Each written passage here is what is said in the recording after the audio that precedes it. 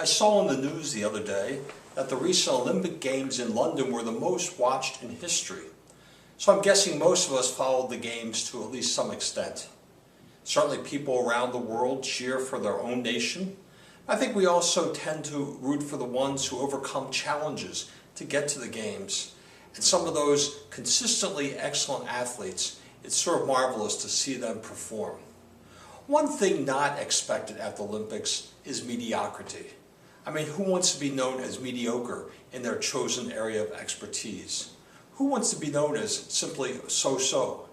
Indeed, a poor performance or a loss for somebody committed to something will usually help them to do better, to work harder, to learn from the disappointment, and to therefore take a step forward.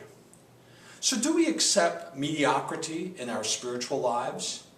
Is our relationship with the Lord where it could be as one of His disciples? Let's remember that we are called to a personal relationship with God and to a level of assurance and comfort that comes from a confidence born of faith. So you might ask, well, how do we build this faith? I think we do it when we participate in the Eucharist and in the other sacraments, because we certainly know they are true encounters with Christ. We can certainly read about and study our faith and ask questions.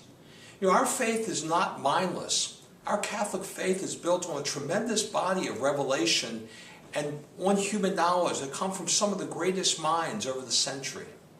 And we each respond to God's personal graces, for we are also individuals in a larger church, and the Lord knows us one by one and calls us name by name.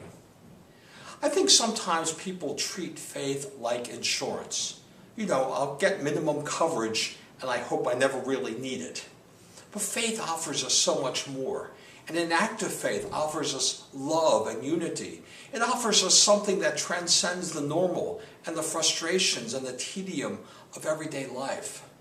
Certainly not everyone will make it to an Olympics game, but God invites us, each of us, to a greater celebration than any Olympics could ever be.